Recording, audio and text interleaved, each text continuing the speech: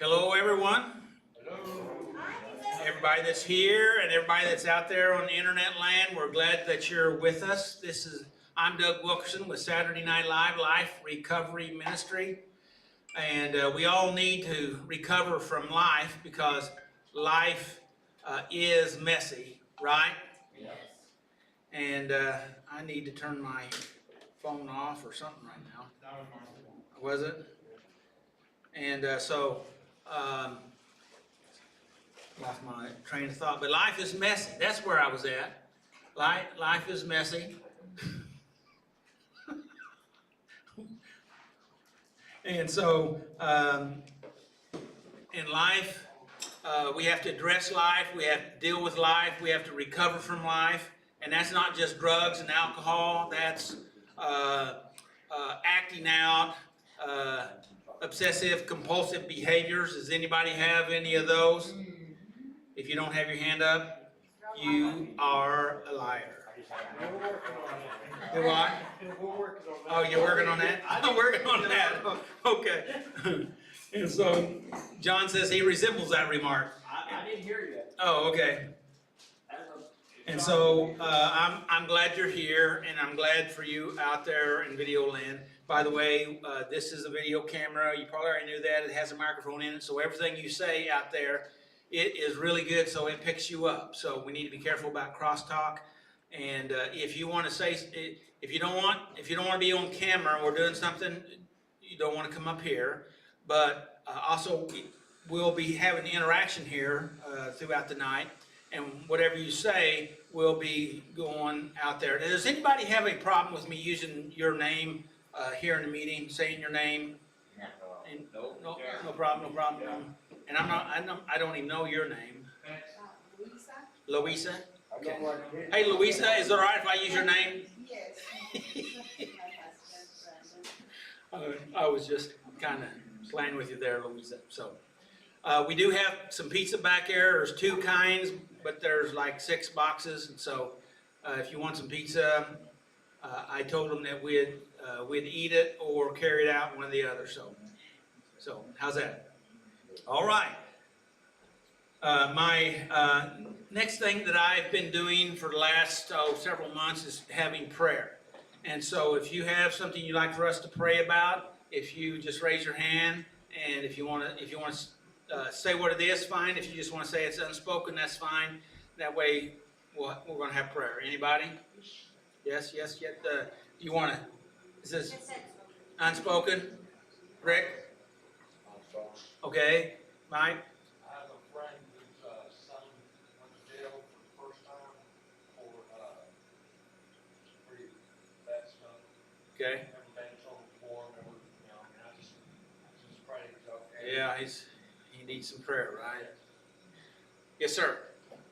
I need prayer. I see a cardiologist Friday for whatever's going on in my body. Okay. All right. Okay. Renee? My head. Okay. I said that would have prayer, but if you want me to pray with you, I can. So that's entirely up to you. I just pretty much we've been doing it in this fashion, but we're willing to do that if you like. But okay. Yes, Jennifer. Affirmation. I really show respect. Which way the world turns, you're specializing in that. And what do you need? I need interpretation. Second, speak. Thank you. I will. We'll pray for you too. And do we have some other hands over here? John? Life situations and just everything in general for me. Did I miss anybody over here? My judging people and my attitude need change. You need an attitude adjustment, is that what you're saying? Well, I got it all the time. Well, we're going to, I'd rather have God's attitude adjustment than other things. I think I do. I just playing with you. And Brandon, you had your... Yeah, thanks for the prayers for my brother-in-law. Yeah. It was Yes. before, but, That- he's couple involved in times. one. He possibly may not get his leg amputated after all. They went to a specialist on, I think, Thursday or Friday, and they found out he still has life in the foot. All right. So. And he's in Guatemala, is that right? Guatemala. Yeah. And so, but it's still gonna cost money for the Oh, you bet. medicine. Big time cost there, so pray for resources and, thank God for that, so. Did I miss anybody that wanted prayer? Okay.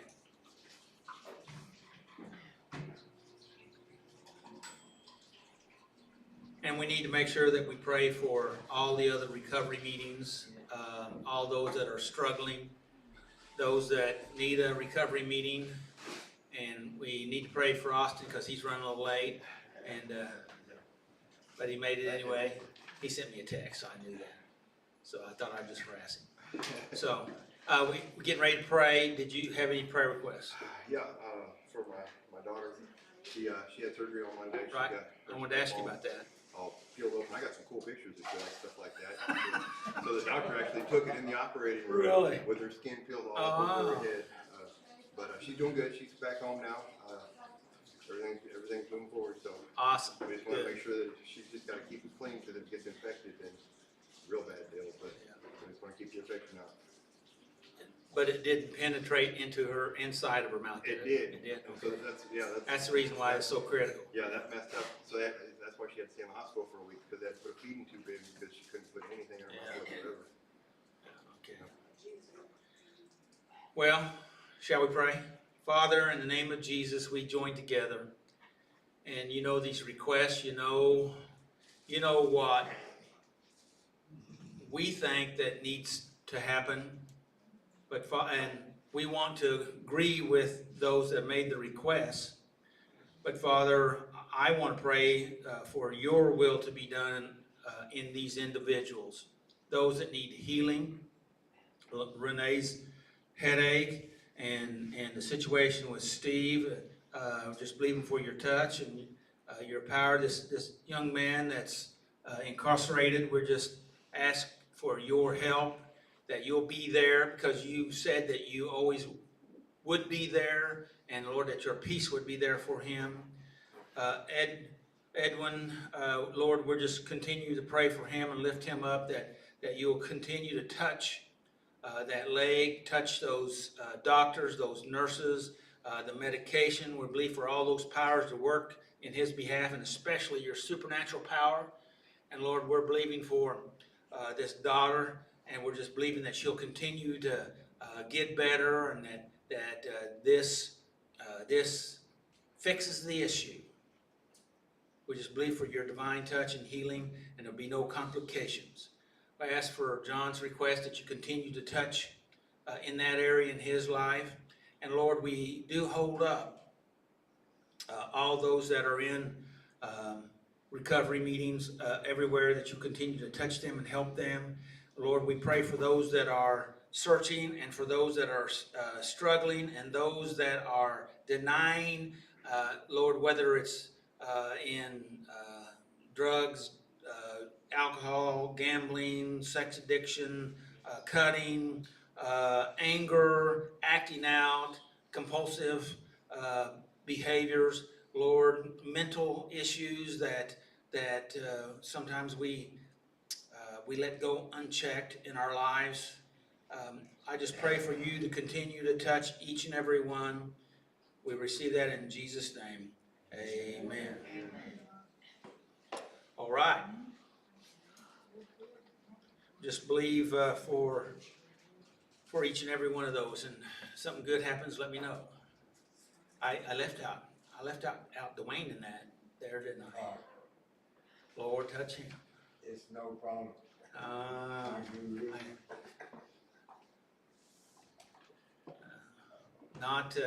Not my will, but thine, right? All right, good deal. All right. What we're going to be talking about, the topic that was selected out of step 4, because we're in April, right? So when we're April, we're in step 4, because April is the 4th month. So we're in step 4. We'll be in step 4 all month, and we'll have different topics. This topic this week is facing the sadness. Rick picked that out. He's going to be addressing that, and it's a very, very interesting topic, and it ties in with what I'm going to be talking about relapse and relapse prevention. Can you believe that? Can you believe that, Rick? How that ties in? And so I'm anxious to see how all this turns out tonight. Let me read step 4. We made a searching and fearless moral inventory of ourselves. I circled ourselves in there because sometimes we want to take other people's inventory, right? And how's that work out? Well, the only thing that we can really do anything about, and we're not very good at that, and that's ourselves, right? So we need to address ourselves, and step 4 is really good. People always talk about how difficult and how hard it is, and I just don't think they understand the power of step 4, and hopefully we'll talk more about that tonight. Because if you really understood it, I think it's going to be good. So we'll talk more about that later. Austin's going to be reading the 12 steps. Rick's going to be reading step 4, facing the sadness. Nehemiah 8, 7 through 10. We are having the reflection of the step, but now we're going to try to have it more, hopefully, in a more of a story reflection of that step, what that step's going on meant in your life. John's going to be first, and I talked with Tommy, and he's going to follow you up. Hope you don't mind on that, John. So, and Tommy's got a real powerful story he's going to tell, right? Right, Tommy? We went from none to 5, huh? So, do what? Make it out of midnight then. Yeah, well, I guess I won't get to talk about relapse. So, but I want to read a couple of quotes, and then I'm going to review our questions that I've been asking for the last couple of weeks. Because actually, the relapse and relapse prevention, this is part 3, and so we're going to. I insert these questions in the beginning, but I want to read a couple of quotes here to start off with. And okay, this is a good one by Dr. Wayne Dyer. It says, "You can either be a host to God or a hostage to your ego." Anybody identify with that one? I like the definition of ego as edging God out. So anyway, I thought that was, I wanted to read that one. See, I've got another one circled down here. Yeah. This is by Goethe. He said this, he says, treat a man as he is, and he will remain as he is. Right? That's half of it. Treat a man, shall I read that first half again? Yeah, let's do that. Treat a man as he is, and he will remain as he is. Second part, treat a man as he can and should be, and he will become as he can and should be. One more time. All of it, or just I'll do all of it. Treat a man, this is Goethe, and if you couldn't tell, he's a German, and so I think from about the late 1800s. Treat a man as he is, and he will remain as he is. Treat a man as he can and should be, and he will become as he can and should be.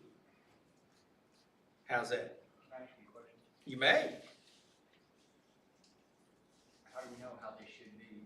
That's a good question. I like that. That is a rather complex question, but it may sound simple. But the truth is this. we all have that divine essence, spirit, spark in us, every human. Now the trouble is, a lot of us, in the search of a spiritual fulfillment, we're looking for ways to address our need of that spiritual hunger that we had. We looked in a lot of artificial means to try to meet it. Do I need to say it in more plain words? Yes, I do. No, I don't. Okay, and that is that we use substitutes for God, God's Spirit, to try to feed that we were trying to feed, and that was a spiritual need that we all have, whether we realize it or not, because we are not just human doings, but we are spirit beings, okay, not just human doings or human beings, okay. So what we have to do, if we really know, if we are looking from that perspective at everyone, from that perspective, then we're really not trying to force anybody into what they can be, but we do our best to try to enable them, and we see the best in them. And oftentimes you can see in people, let me back up. You can see in people, but I'm going to start with the negative. When we're in the negative vein of life, we can detect other people with negative stuff in their life, and particularly the stuff that identifies with our negative stuff in our life. Does that make sense? Right? And if it's true in the negative, how much more is it true in the positive? Does that make sense? So we can see into the possibilities of other people, what they can be. We definitely can see what's not in their best interest. That's a way easier to see, right? So, did I answer your question? Yeah, but in this true, we can usually always see better things in other people than they see in themselves. They don't see the good in them a lot of times that we can see. And one of the reason is because of all the negative chatter that we carry around in our head that we believe, because we think all thoughts are telling us the truth. And that's one of the biggest lies that anybody could ever think. Isn't that true? And maybe because we've always thought it, or because we embraced it from early in life, or because of trauma and situations and experiences and extrapolations, we choose to look at the negative. And that stuff is deep. I like. You got me off in a tangent here, Steve, but that's all right. We talk about the layers of an onion, right? Peeling the layers back and trying to get down to the core. Well, Robert Schwartz has an analogy that I really like. He says, really, it's this stuff that's in us is really more like a cluster of garlic, where a cluster of garlic has multiple cloves, and each clove has multiple layers. And sometimes we are, and that kind of goes to some of how we're able, and I want to come back to this later, hopefully if we get this far tonight in what I'm talking about, how relapse is not an immoral act, but because we can have these cluster, we have this cluster, and we have these individual cloves, and they are connected, but they're different. And sometimes we're working on one, and we think, "Ha, I got it now," but then we have the rest of the cluster. Does that make any type of sense? I think that's the first time I've said it out loud, so. I can relate with garlic. It grows in my yard. Yeah, the wild stuff. That's real garlic. Is it? Okay. All right, good. No problem. All right, so I'm not going to read any more of the quotes. Let's go to the questions before I get in trouble here, big trouble. All right, question, what causes relapse? I know we've asked the same question, but you should be, the purpose for me going over these same questions is because I want you to think about it. I want you to work through it. I want you to be in the middle of your week on Wednesday or Thursday, and then that thought comes up. That's one of my triggers right there, or that's what causes relapse, or I see how that affects other people, things like that. That's the reason why we're going over these same questions every week. All right? Does that make sense? Yep. All right. Okay, so what causes relapse? Anger. I was thinking about when you live like spontaneously too much. You don't think about what you're doing, you go too long enough. Lack of structure. You just, Lack of structure, aimlessly, right? No aim, no purpose. Depression, fear. Isn't that, hey, I don't want to leave that for a second because it's really good. Isn't that a way of a lot of folks that maybe for whatever reason, which could be a lot of trauma or whatever, they get wrapped up in these coping mechanisms that we're talking about: drugs, alcohol, anger, gambling, sex, eating, shopping. But the fact of it is, and so those are all coping mechanisms are a form of escape. Would you agree with that? Yeah. And so and if we're escaping, so we know we're running away from something, right? But we don't know where we're going. At the same time, we're running to something.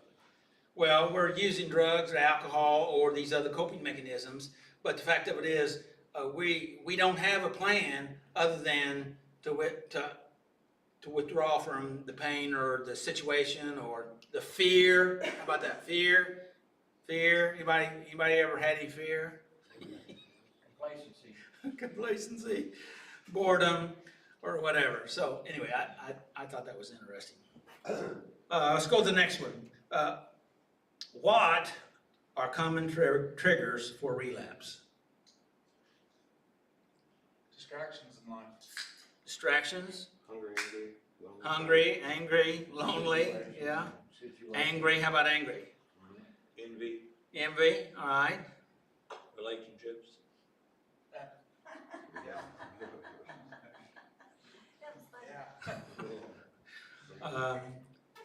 Yeah, if you have, particularly when you have, this may sound unkind, but particularly when you have two sick individuals trying to have a relationship. So when you have sick plus sick, what are you going to get? Sicker, yeah. And so, and that's what we're trying to do. We're trying to help you to get healthier and deal with this so that you can have, maybe even have some healthy relationships, right? What? Healthy relationships.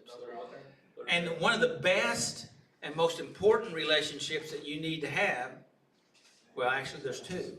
One is with God and the other was with yourself. And actually, it's kind of proportional, depending on how good a relationship you have with yourself really enables you to have that relationship with God. Would you agree with that? And okay, really, how good a relationship you have with yourself really affects how your relationship is with God. That's the first half. The second half is, and how your relationship with God really affects how you have a relationship with yourself. Okay, and that's the reason why I talk so much about God's love, God's grace, God's forgiveness, and that we need to appropriate God's forgiveness in ourselves so that we could have that grace and that forgiveness in ourselves so that we can release all the judgment that we have against ourselves, right?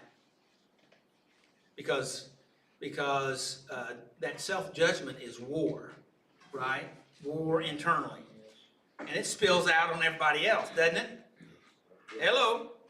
Doesn't it? I have a mild positive response, but mild, just mild. I mean, it's kind of like everybody, yeah, that's true, but I don't want to say anything. So. That's true. Denial. Do what? Denial. Denial. There you go. It ain't just river either. It's just not a river in Egypt. That's right. All right. So, what are the common relapse triggers? We just went through that. Let's go to the next one. What does it mean if we relapse? It's the first statement out of the lesson that I'll be giving it even again. We have to get up and go after it again. We have to. But what does it mean if we relapse? We're experiencing some negative emotion. Yeah. Well, yeah, for sure. It's a trick question. Means we still got work to do. That's a really good one. That's a good one. And so the biggest takeaway I want to get out of that question: do you know your triggers for relapse? Do you know the signs? Do you know the internal signs? How you're feeling, acting, reacting, interacting. You know, what are your triggers? That'd be good to know, wouldn't it? Okay. I just want you to think about that. What are your triggers? Okay? Because why should we walk blindly into the same trap every time?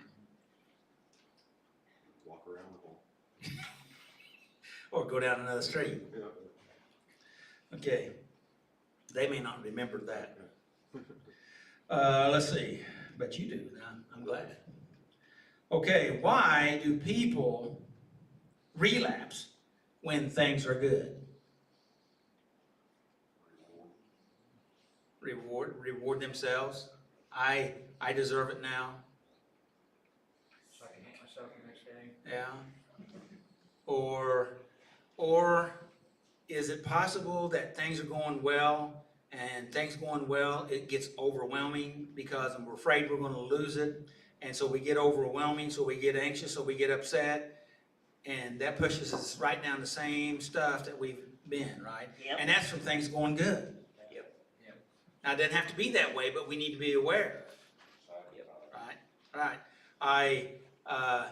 Oftentimes people will talk to me and they tell me how good things are coming together, and I'll say, I'm happy for you. That's what we want. But I want to say, you need to be aware. Right? Yep. I'm not gonna ask how many of you I've said that to you, but you just need to be careful. I don't want you to sabotage it. I don't want you to explode or implode. I just want you to be aware of it. Okay? Okay, so that you can have more good stuff, right? And the last question, will I always be in danger of relapsing? I hope not, but yes. We don't like to think that we will be, but to be honest with ourselves, we have to admit that if the right things happen in life, we will be at risk of relapse. It's really a two-part deal. If the right thing or if the wrong things happen, or the situation comes up, or if you get overwhelmed.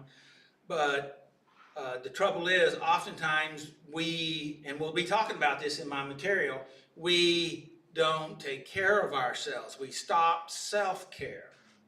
The things that help me get better, I stop doing them. Anybody here ever done that? Yes. I'm gonna ask that same question again because I like it. All right. Has anybody ever stopped doing the healthy things that helped you to get better? Yes. Okay? And if you don't, if you stop taking care of yourself, then there's gonna be a breakdown, right? You're more susceptible. Isn't that true? If you don't take care of yourself in a healthy way, and I'm talking about sleeping, because sleep is so important. That's part. Not sleeping is a relapse sign, in case you didn't know that, or sleeping too much. That just depends on your dynamic, uh, or you know being you know chronically depressed. Okay, a little depression is sometimes stuff happens and you have to process it because you have to work it through. But the fact of it is, it's about most of it, not all of it, but most of it's about self-care. How many would agree with that statement? Yes. Because if you don't take care of your body in everything, all right, let's just use finances. Let's leave the body for a second. If you don't take care of your finances, okay, if you spend, you know, I've run across a lot of folks that spent money that they didn't have because they thought it was coming. I know you never done that, right? It's coming. It's coming in a month, so I'm gonna spend it all right now. And the trouble is, those folks that tell me that they were planning on coming in a month, doesn't come in a month, and it may never come. Isn't that the truth? Yep. And then what does that do to you? Cause the relapse. Oh, it can. All right. So anyway. Unless. So we have to take care. We have to take care of ourselves. We have, and that is in all these different areas. But we're talking particularly about life recovery here, and finances is a part of that. Health is part of that. Mental health is a part of that. Emotional health is part of that. Relationship is part of that. It's all part. Okay. And if you don't take care of it, who will? Right? Okay. So, I guess it's time to hear that statement. Shut up, Doug, right? All right. You would? Does anybody have any comments on the opening here? No comments? All right. All right. Well, let's go. Do what? Shut up, Doug. I heard. I went back and listened to it. I got it on tape. All right. Are you ready? So this is. We got a rookie here today, so be nice to him, okay? All right? Yeah.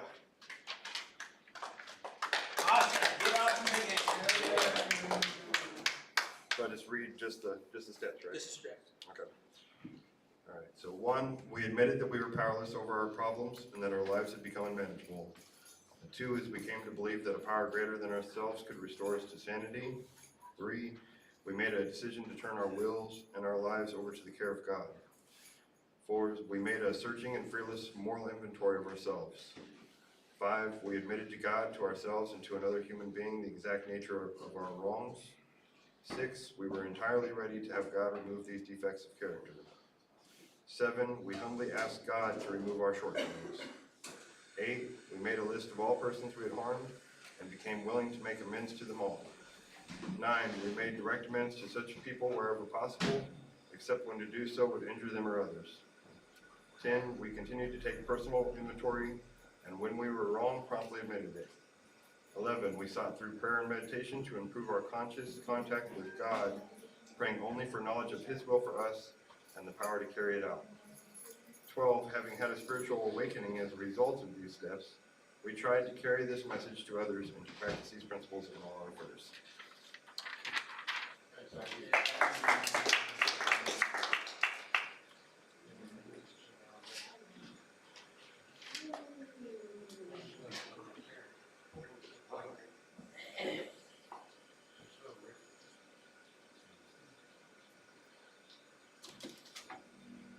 Good evening.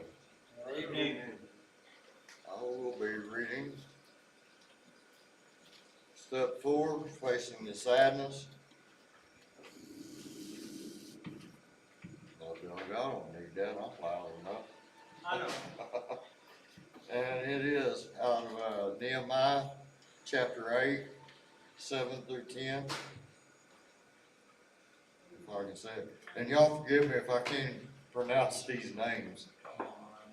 The Levites, Jeshua, Bani, Serga, Jamin, Akab, Sabethai, Hoda, Mesa, Kaleda, Azara, Josabad, Hana, and Goliath. I'm glad that's over with.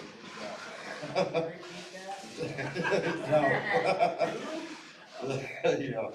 They then instructed the people in the law while everyone remained in their places. They read from the book of the law of God and clearly explained the meaning of what was being read, helping the people understand each passage. Then Nehemiah the governor, Ezra the priest and scribe, and the Levites who were interpreted for the people said to them, "Don't mourn or weep on such a day as this, for today is a sacred day before the Lord your God." For the people had all been weeping as they listened to the words of the law. And Nehemiah continued, "Go and celebrate with a feast of rich foods and sweet drinks." Stop right there, Rick. This is the main point that I want to come back to, if we don't get it covered in this place right here, that what's going on right here, because they realized that they were messed up, and they had this great sorrow. Does that make sense? Yeah. Now, you may think that's bad, but that's good. What would be terrible is if they heard the word and it had no effect on them. So, and that's the reason why I'm saying about step 4 is because when we do the inventory and we realize what we've been, and yeah, you feel really sad or bad about it, that's good. That means you have let me use this term, a spiritual conscience. And that means you're in the process of turning things around. And then it goes on and says, let's set this aside and have joy. All right? And really, when you recognize you're really in a healing phase, even though you felt bad, but actually you're getting better. Does that make sense? Yes, it does. Travis is shaking his head no back here, but I know it's sinking in. Well, and too, you know, the Jewish people were exiled and they did not know the law. So they can't really be held, you know, responsible if they didn't know the law. Well, they didn't know it consciously, Right, but we all know the law, according to Romans. We all know it in our heart. yes, right. But anyway, it says, share gifts of food with people who have nothing prepared. This is a sacred day before our Lord. Don't be dejected and sad, for the joy of the Lord is your strength. And I'd just like to say this real quick about step 4. You know, I hear a lot, most everybody that gets into step 4 don't want to do step 4. And, you know, I agree that it is, there's a lot of sadness and a lot of grief in this step. But I would like to say this, it says take a fearless and searching moral inventory.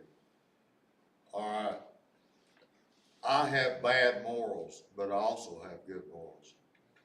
You know, so you don't just stick to one thing there. You got to get into your good morals as well as your bad. Anyway, I just wanted to get that out. I think David Stoop's one of the editors of the Life Recovery. He kind of said it best. Everybody wants to skip step 4. You can't skip step 4. If you skip step 4, you're sabotaging all the rest of the steps. Yeah. So, okay, I'm gonna read this side note real quick. Most of us falter at the prospect of making an honest personal inventory, rationalizations, and excuse for avoiding this step about. The bottom line is that we know there is an enormous amount of sadness awaiting us, and we fear the pain that facing the sadness will bring. The Jewish exiles who returned to Jerusalem after captivity in Babylon had lost touch with God during the exile. They hadn't been taught his laws, so naturally they hadn't practiced them either. After rebuilding the city wall and the temple, the priests gathered the people together to read the book of the law. The people who were overwhelmed with grief and began weeping because their life in no way measured up. The priest said to the people, "Don't mourn or weep on such a day as this, for today is a sacred day before the Lord your God. Go and celebrate with a feast of rich foods and sweet drinks, and share gifts of food with people who have nothing prepared. Don't be dejected and sad, for the joy of the Lord is your strength." Nehemiah 8, 9 through 10. The next day marked the beginning of a festival of shelters, a required Jewish feast celebrating the Israelites' escape from bondage in Egypt and God's care for them while they wandered in the wilderness.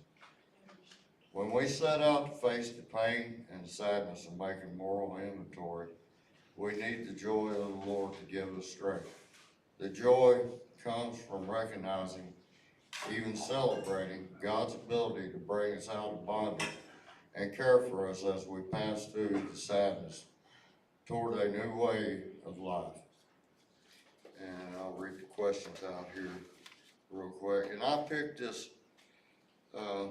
sadness deal because I go through a lot of sadness with doing this stuff because, you know, it brings up old feelings that I had and, you know, a lot of negativity and a lot of sadness. Anyway, the first question is, what painful memory keep me from going forward and writing a 4-step inventory? Describe them. The way I treated my family, I pretty much abandoned them.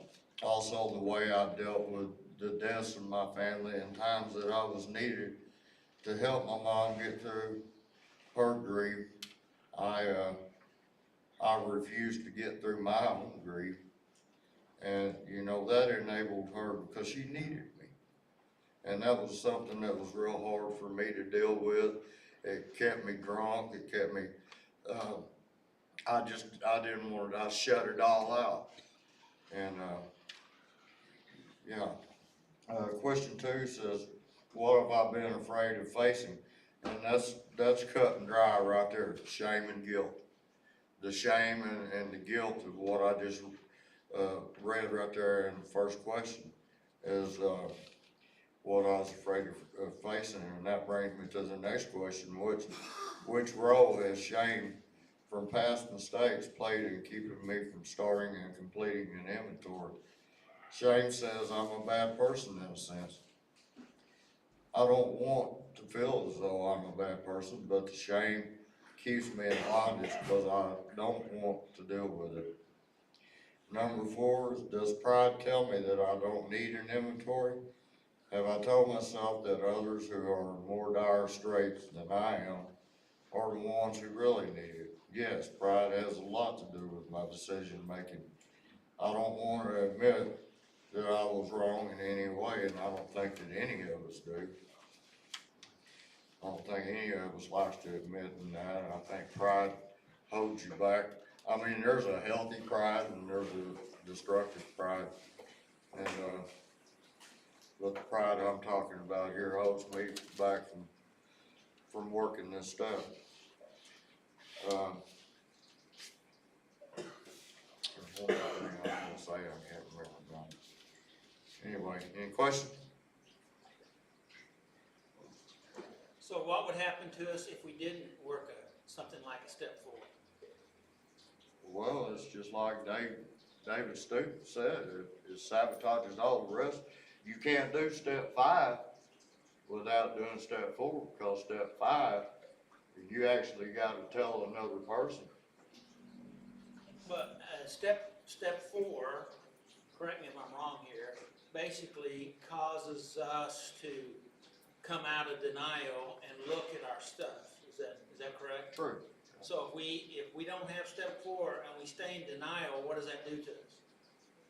Well, it just, you're living behind a wall. I mean, you're not allowing yourself to go through any kind of a grieving process.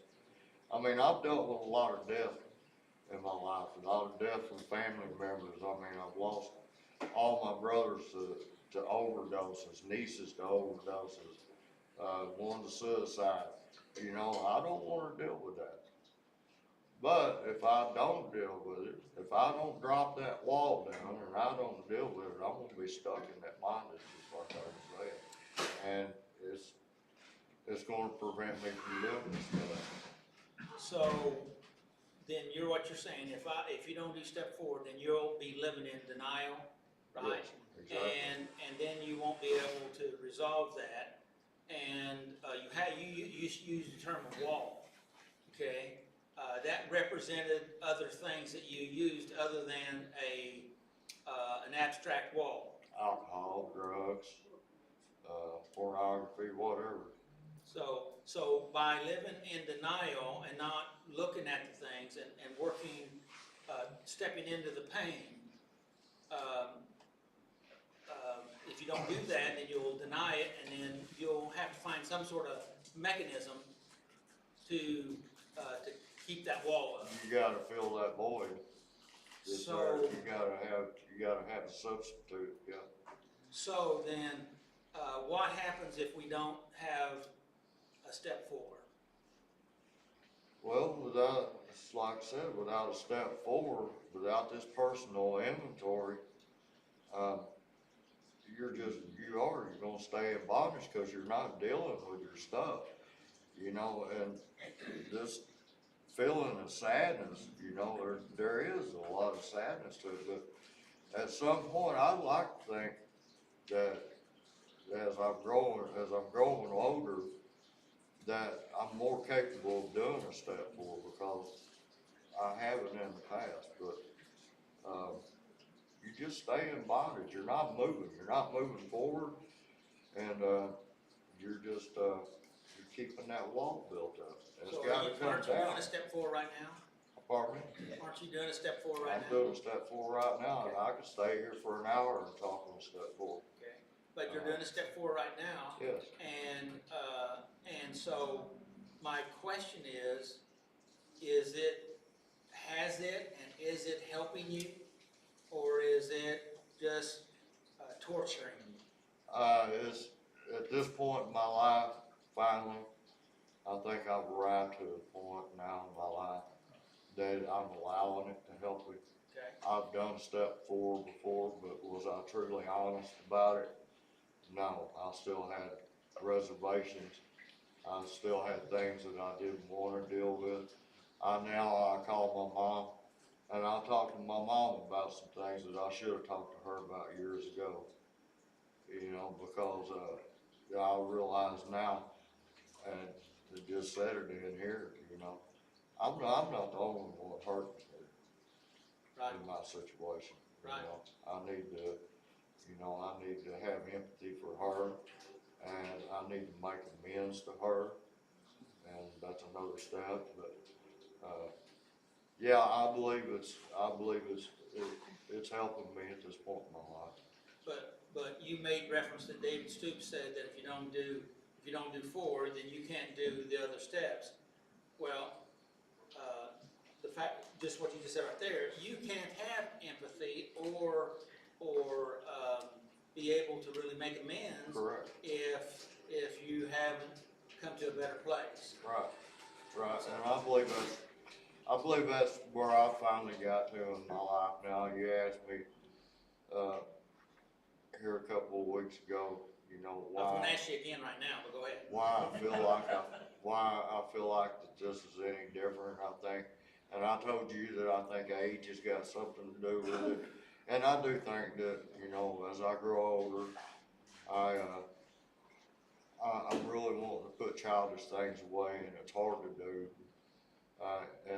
But I believe that doing this step 4 is a little bit easier for me to do now, because, you know, I understand a little better now what I have to do to make it work. And I do believe in what David Stoops said. If you don't do it, you're sabotaging. And you've got to honestly do You can't it. go forward. You can't go You're forward. stuck. You're stuck. You're still behind the wall. Right. Okay. Yeah, like I said, I mean, you may be better off because of 1, 2, and 3, but you're stuck. well, how are you gonna do step 5 if you don't do step 4? I mean, you can't do it. You're sabotaging it. So. Well, I'm, so far I took all the time. Does anybody else have any questions for Anybody else? Steve? Because, Go ahead. Number 4 is vitally important, right? Yes, sir. That's one thing. I listened to books and I studied it, and it's phrased where you can understand it, but I've never really got into it, you know what I mean? It's interesting what you're saying. Yeah. Right, well, I appreciate that, and, you know, step 4 is an action step. I mean, you gotta take pen to paper.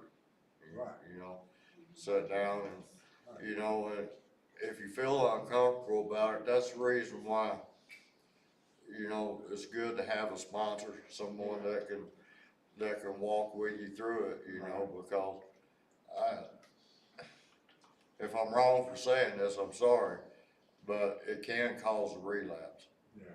Because you're bringing up old memories and For sure. it's stuff that has caused relapse in the past. So it's always good to have somebody that can help you get through it.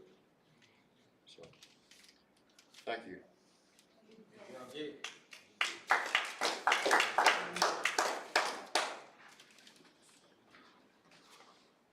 You did good, Rick. Thank you. Thank you, Rick. Thank you. Yeah. That was good. I looked this up in Google, and it says there's a saying in 12-step programs that recovery is a process, not an event. The same can be said for step 4. It makes you make a searching and moral inventory of yourselves. I'm going to say myself. It makes me take a look at myself.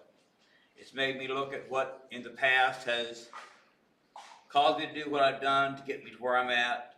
And what I need to do to change my path so I don't end back up where I'm at.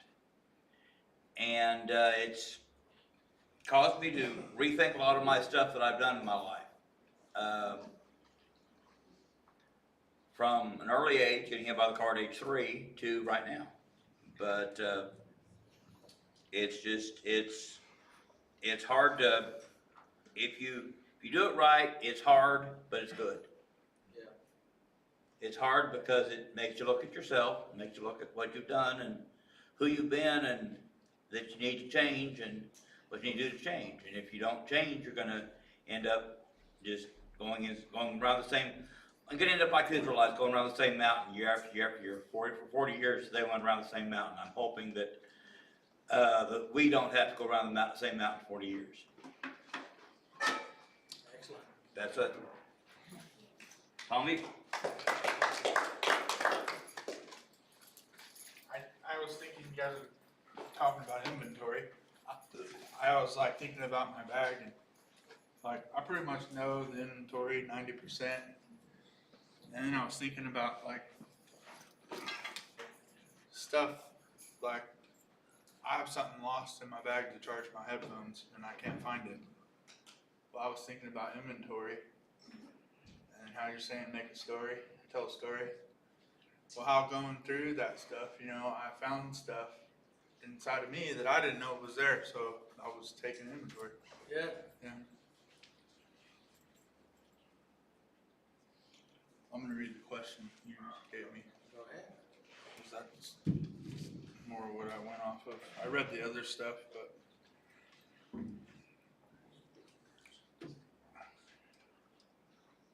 I was kind of blank reading it. I mean, life throws you curveballs, and then I've been having a lack of enthusiasm, but it's okay. I'll be all right. So, step 4 is about a self-inventory. Have you ever had a time that you were afraid to deal with your stuff, but went ahead and dealt with it, and you were so glad you did? It was hard and scary, but it was all worth it. Well, I thought of a few different things. One I've been thinking of more since I came down here is when I first got here from California back in, it was September, the end of September in 2022. And my family had been telling me for like 5 years to come out here. Like they'd bought me bus tickets and I'd trade them in for drugs. And it went on for years, like just go, you'll like it better out there, you know? So finally I came out here and the journey was long. It took 18 days to get here from California. It was long. It was rough. It was fun at times. At other times it just wasn't. And then when I got here in Arkansas, and I mean, it wasn't even 17 hours later, and it's like 4 in the morning, and I hear, boy, get up. What? Your ride's here. And I'm like grabbing all my stuff, thinking they're taking me away, you know. So out there from years of really heavy active addiction and gone, like fiending, you know, going through all the stuff, and it's like, get up, it's your ride. And so put your shoes and your jacket on, you're going with them. And so I go out there and it's these guys in this big old work truck, you know, and there's like 9 people in this like triple cab truck thing. So I go with them and they're all messing with me and I couldn't understand what was going on. You know, I was young and I was in hillbilly Arkansas and they're all messing with me the whole way up this mountain, wouldn't tell me what we were going to do. We were going to inseminate turkeys. And I did that for like 5 months. And the guys would show up all through the winter and into the spring I did it. And I ended up saving up a lot of money. And I went and bought a car. And I made a lot of friends and met people and learned a new language. And there was a lot of struggle in that because I ended up finding the bad places to go, you know. Hey, I'm here today. The other one was when I graduated from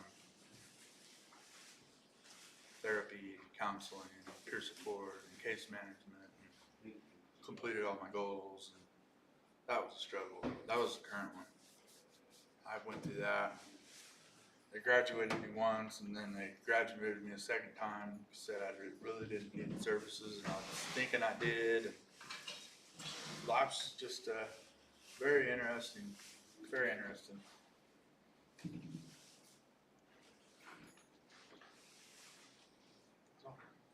Anybody have any questions or comments? How long ago was it that you came here? You said 2022, but I left September 11th in Modesto, California. what year was it? 2022. No, 2002. Yeah, it was like I just got here. I'm not really here yet. Oh, that was perfect. 20 years ago. No, 2002. I left September 11th and I got in Arkansas where I was going on like September 28th. I mean, I could have took the bus. I could have flew, but I chose to walk. You walked? Yeah. That's why it took 18 days? Yeah. Yeah. But all the way from, like, there was some That rides. was my next question, was why did it take it? Because I walked a lot. Wow. It was fun. I mean, I had a guy that I met in Wyoming, and we walked all the way through Wyoming and Colorado and into Texas, and How old were you? I like 22 in 6 months, 22 and a half. Right on. Yeah. I was heavily addicted. I was like bad. Doug met me shortly after. like a year or two, year and a half later. Yeah, that's when Doug met. I don't know if I didn't make sense. I was gone. My brain, my family thought that it was done. They were like, he's gonna be like this the rest of his life. Hey, there's another positive story. I'm proud of you, Tommy. Thank you. I'm proud of you too. I can use that story right there to relate to what Steve asked earlier. I remember that. Yeah, you were spinning. But there was something there. Yeah. And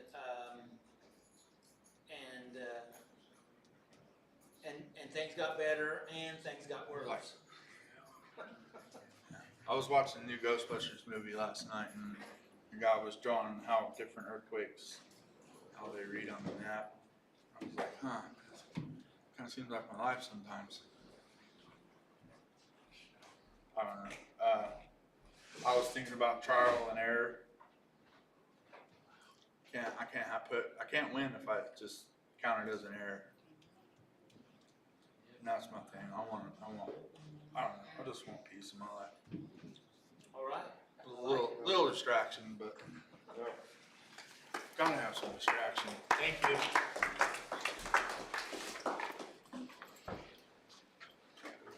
Thank you, Tommy. You're welcome.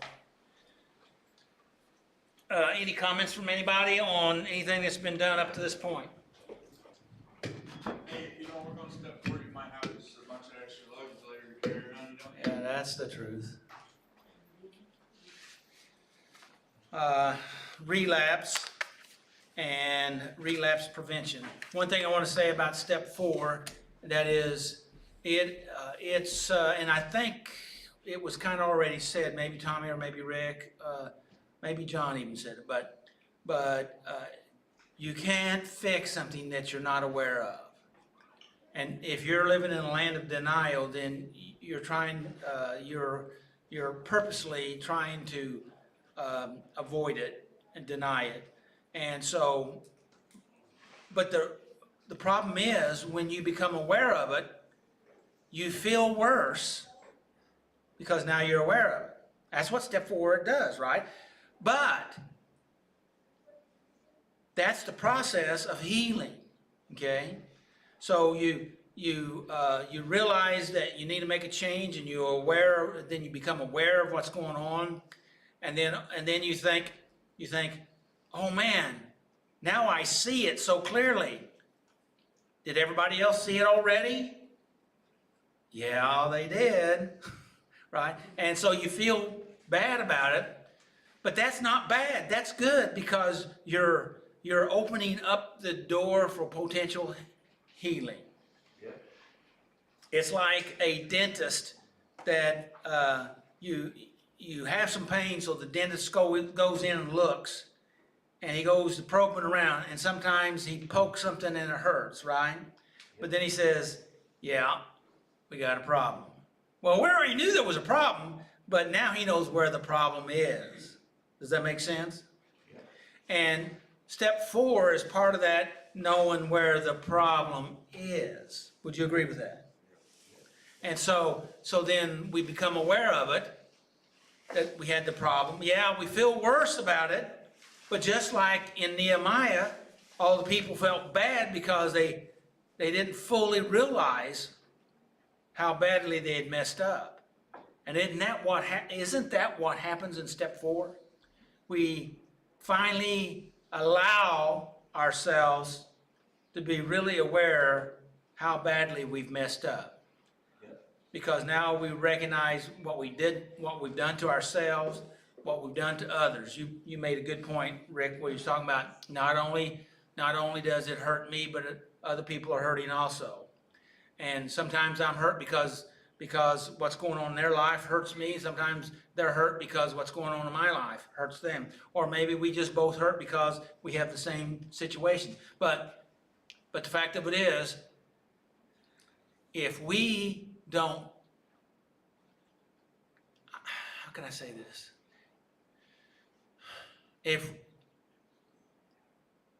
I like this way, okay.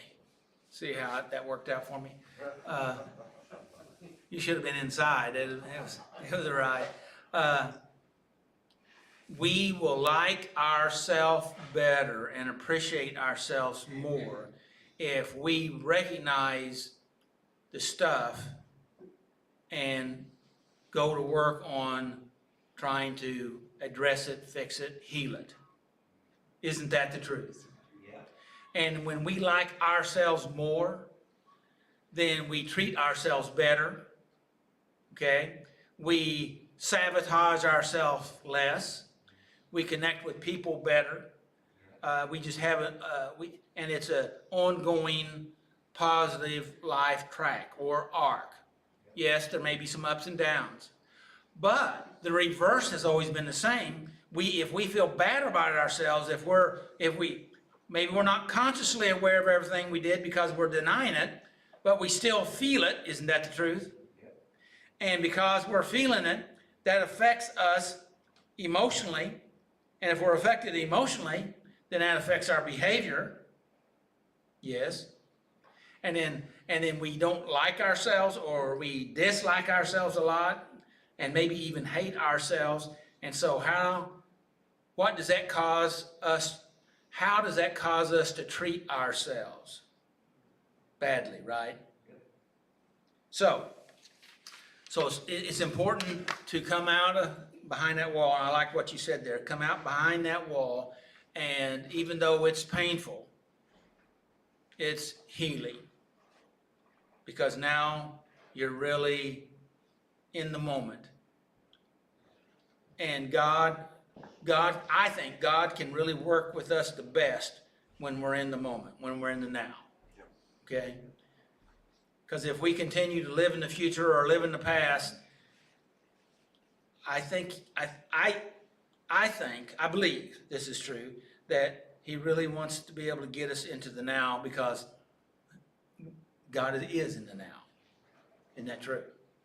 Now, from the now, we can heal some of the past, and we will heal those things, can heal those things, and He can help us to alter and create some good things in the future. I believe that. Any comments on anything so far? Okay. Relapse. Shall we go forward? Has this been helpful, talking about relapse? Okay. Okay. Let's go here. This is a general meaning of relapse. It is a deterioration or decline in health status after an improvement. Now, this is not just drug addiction or alcoholism, it has to do with mental health. It has to do with physical health. It has to do with emotional health. It has to do with all the obsessive compulsive behaviors. Okay, because in most cases, those behaviors are for the most part a result of being in a chaotic system. Does that make sense? Chaos. So we're trying to deal with chaos with a coping tool, a destructive, unhealthy coping tool. Okay, I'm lonely, so I seek a sexual relationship. I feel depressed, so I seek some sort of situation that will excite me or thrill me, whatever, depending on whatever your mechanism is, right? And to help escape this chaos that I'm in. But the question is, do we really escape it? Or do we just feel better for a little bit? Maybe, sometimes not even that. And that's the truth. And so, and well, I'll go ahead and talk about it now, particularly about drug addiction and also alcoholism, because you have to continue to do more of the substance to try to have a bigger high. But every time we use an artificial substance, whatever it is, whether it's an acting out behavior or substance, what we're doing is we're artificially pumping ourselves up with dopamine, which we have neurons in our head, neuron receptors, and what we're doing, we're flooding our system with that dopamine.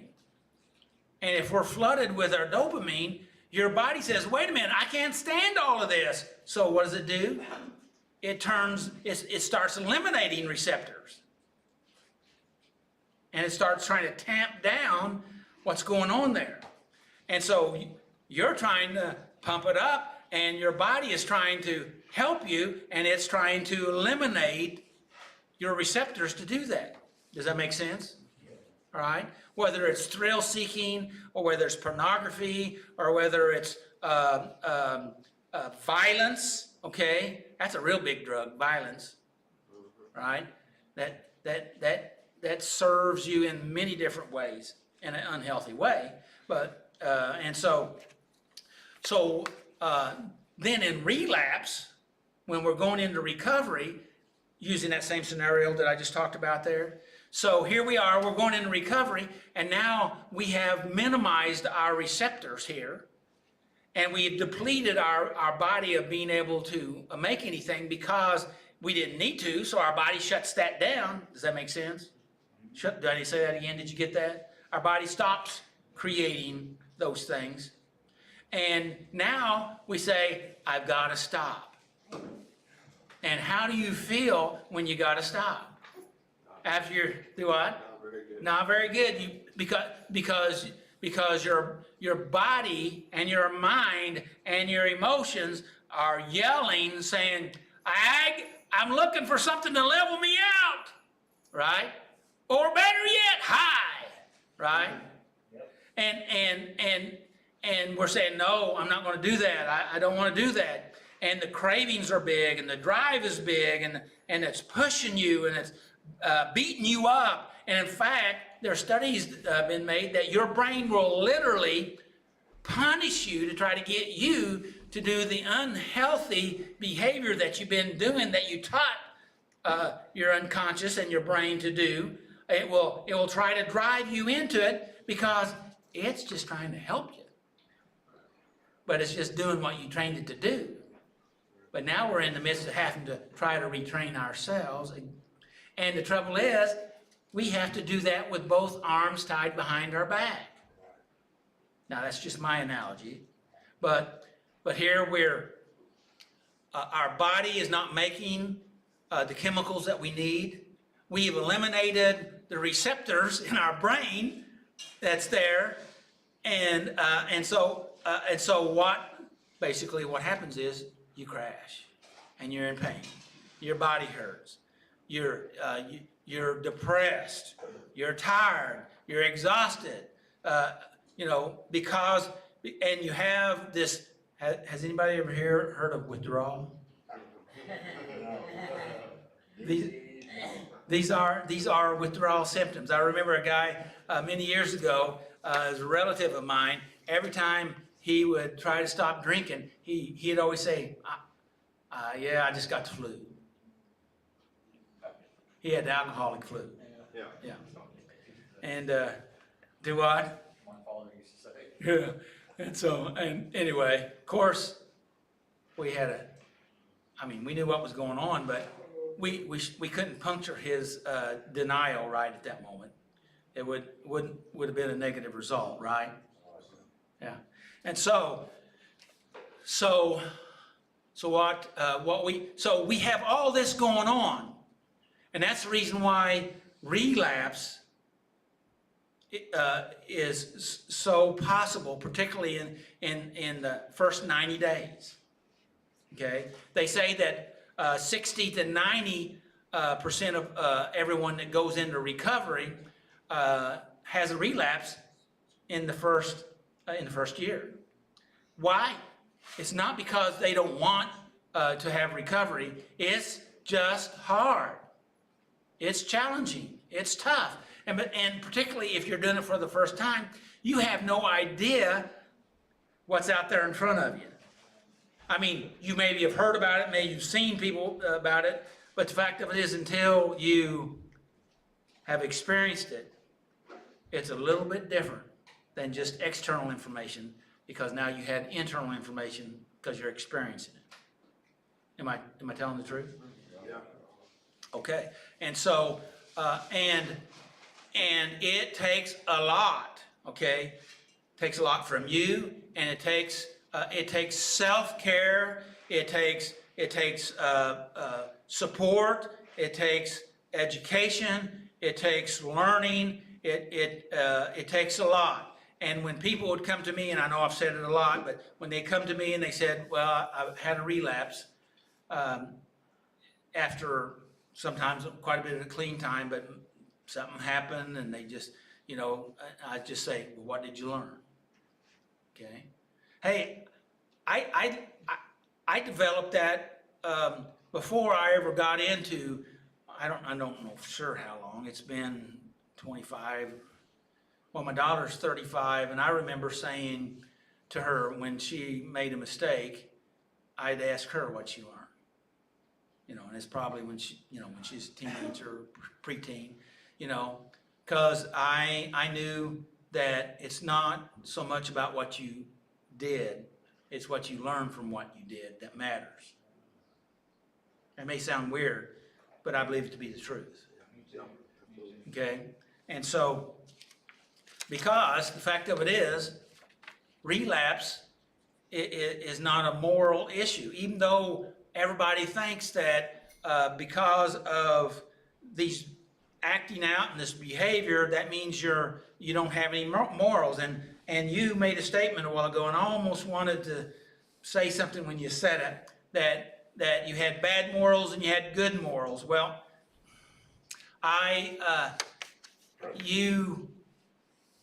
don't know. I've been thinking about your statement there because but see, the trouble is, I know that our brain, we have two spheres. No, that's not the right word. We have two. It's a half, and both half. If we were to take out what connects the right hemisphere, there you are, and the left hemisphere, they would operate independently. And in fact, they say could have and probably would have two different personalities. Okay, and I think that, as I said earlier, that God has given us this spark of divinity in all of us, and some people have tried to resolve issues in their life, trauma, situations, difficulties, heartaches, and with whatever tools they had, and most of them were not healthy tools. Okay, but it was a way of doing it. A lot, from what I understand, a lot of alcoholics actually are using alcohol to try to medicate their anxiety and their depression. Would you agree with some of that? But it's all for a reason, and that is trying to get better. Okay? Now, that doesn't make you a bad person. All right? You say, well, I did bad things.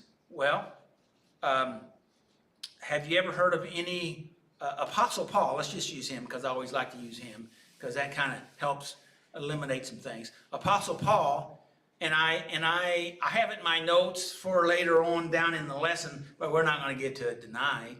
And so, but in Romans chapter 7, he talked about, that I would do. Oh, wretched man that I am. Yeah. I would do it, I want to do that I want to do, I don't do. Right. And so if he was doing those things that he didn't want to do, did that mean that he was immoral? I think that's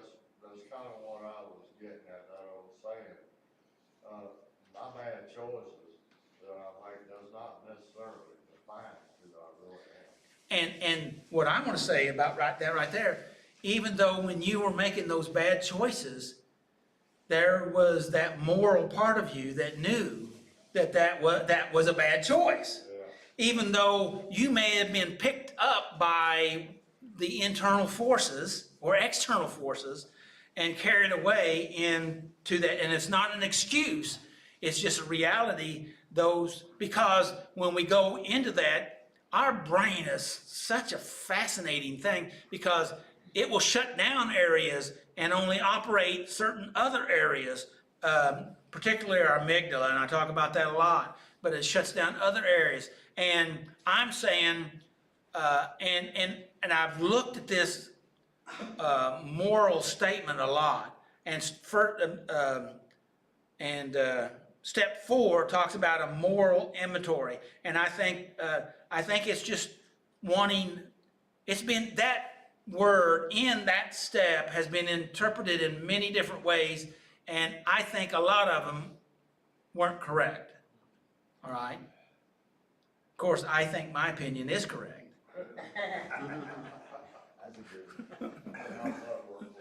Do what?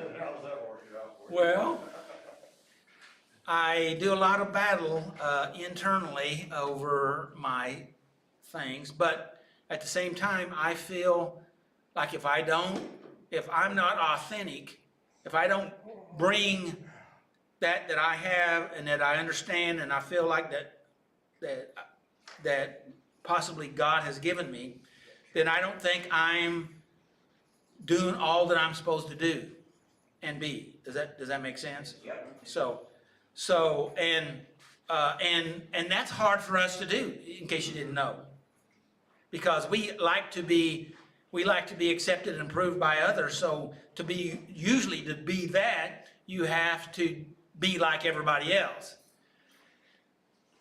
And I have a problem with being like everybody else, because I am unique, and I feel like I see things, and not that I want to be contrary just to be contrary, but because I feel compelled. And I kind of got off my track there a little bit, but hopefully that's okay. And so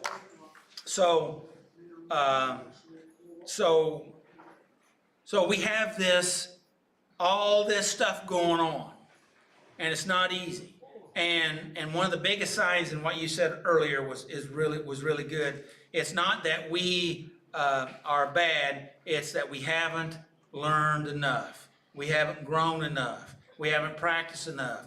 We haven't done enough self-care, enough maintenance, self-maintenance. We're still dragged around by our negative thinking, and man, that's big stuff. All the trash thoughts that we carry around inside of us. And then we have this nervous system that has been programmed by our life, and it picks up and knows things and does things and reacts to things, and we're not even conscious or emotionally even aware of it. And I know that's kind of deep out there, but anyway, we'll eventually probably talk more about that. So I haven't got through the first paragraph yet. But do what? Okay, it's because you're talking too much. Is what the problem is. All right. But this information that I've given about the 40% to 60% of individuals that relapse in the first year, that's from the National Institute of Drug Addiction. So that's from their research. Okay. All right, and I wanted to talk about those, but there's no sense in talking about those because I only have a few minutes left. And so I want to go ahead and jump over, and we're not going to get very far on it. My wife told me not to worry about being prepared tonight. Says you know enough already, and so. Good woman. Well, I told her I don't know about that. So anyway, one of the biggest things that we can learn and this is so important, is to know the triad of relapse. The triad of relapse. And I mentioned it last week. What it is, it's the mental, it's the emotional, it's the mental, and it's the physical, okay? And I'm gonna just, because I went and did some more research on top of what I got off of Psychology Today, that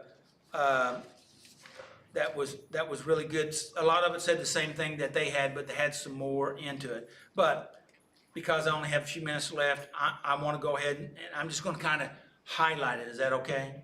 All right. All right.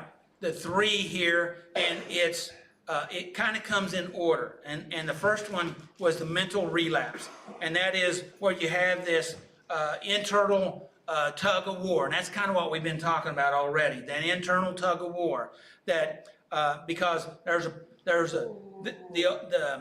the parts of you that are used to the way things were wants to be that way, but you said, no, I want to change. I want to do things different. And the trouble is, it's a tug of war, and we're not for sure even where we're going, and we're not even for sure all of what we need, and we're not for sure if we could even make it, but we're trying. But there's that tug of war in there. Would you agree with that? And so, and the power, the negative forces are great because they're not only in us, they're around us, right? They're all around us. And that doesn't mean it's impossible. It just means it's stinking hard, right? And that's the reason why we need to recognize the relapse signals. And the first one is mental relapse. We have that tug of war going on. We romanticize the past drug addiction. Do I need to go into that anymore? We tell the stories, and we relive it because in fact, there's some of it that gives us pleasure. But the fact of it is, that's taking you back, not forward. Right? All right. And so we need to change our old friends. Why? Because you remember when you were using with them, when you did stuff with them, and there things they say can trigger you. Where they're at trigger you. Just them can trigger you, right? Isn't that true? All right. And so so that's a trigger, and you need to know about it. And if it's a trigger, are you going to allow yourself to be cut with those triggers? How much can you take of the being cut? Right? Or poisoned, how about that? Mentally, okay? Or emotionally, or physically. All right, so. Well, we do it to ourselves physically, and we sometimes set ourselves up, okay? I was thinking our friends were poisonous. Oh, well, they may not do it with rat poison, but they may do it with other, like substances, right? Poison our mind. Poison our mind, or give us fear, overload us with stuff, right? So we need to change, watch our lies, because we'll lie to ourselves, we'll lie to others, and the biggest lie is the one you tell yourself, like, well, I can do one. It's all right, nobody will see it, right? I'll go to a different part of the country. They won't know me there. I have found out almost every part of the country I've been in, there's people there that know me. Right, yeah. And if they don't know me, they know somebody that knows me. It's a small world. Right? I'm telling you the truth. It happens all the time. Not that I'm all over the place all the time, but, it happens. It's surprising. And the fact of it is, we can't hide. And we can't hide from ourselves. And if we do it and we diminish our own appreciation of ourselves, if we do stuff that causes us to dislike or hate ourselves, that's gonna negatively affect us, and that could be a trigger too, right? Okay. Okay. So the mental relapse is there. You may not even think about drugs or acting out at this time, or drinking, right? But if you put yourself in these situations, here's one: prolonged isolation. Okay, prolonged isolation. You hide yourself. You limit your self-care. I think I'm gonna tell this story in the end with it, because and I thought about this tonight driving in. So I'll just give it to you, all right? Because I hadn't planned it until I was driving in. It was come up in my thinking. Several years ago, it's been probably 25 years ago or more, I was in my world was, I felt like it was crashing in, because it was crashing in. And it was overwhelming, and I was asking God for help, and I was praying, but I finally reached the conclusion that there was no way out of this. Anybody ever felt like that? I felt that way, because I couldn't figure it out. I needed money. I went to the bank to borrow money, and they said, sure, we'll loan you money, but you have to have $150,000 in the bank.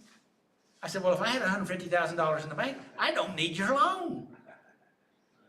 You know what I'm talking about?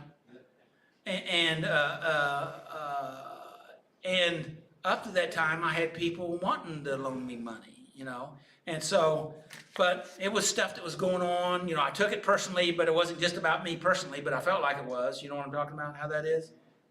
And so to fast forward here, I realized I hadn't been taking care of myself with self-care. I wasn't taking care of me. I was running off of the old stuff, the past information or whatever. I wasn't studying, I wasn't preparing, I wasn't digging, I wasn't doing what I needed to do. Does that make sense? And I realized I got to turn this around quick. And I remember I started watching a program on TV that had to do with teaching and testimonies, and it was a Christian show, and it was like at 6 o'clock in the morning, and I made a commitment that I was going to be there. I researched stuff that they talked about. I investigated, and it wasn't long that I felt better. Does that make sense? All right, I felt better. I felt stronger. I felt more clear. I felt more confident. Okay? Does that make sense? Yeah. And my situation that I was in, because I realized that I didn't totally rely on God, because I was relying on me mostly, and there wasn't much of me to rely on. Does that make sense? Right. And but that connection and that self-care helped me to really realign me. Okay, so I just wanted to give you a little bit of my story there to help you understand that that's the way it is for all of us, for always. Would you agree? May the Lord bless you, keep you, and may His face shine upon you and give you His peace. You're welcome. And make healthy choices, right? Yeah.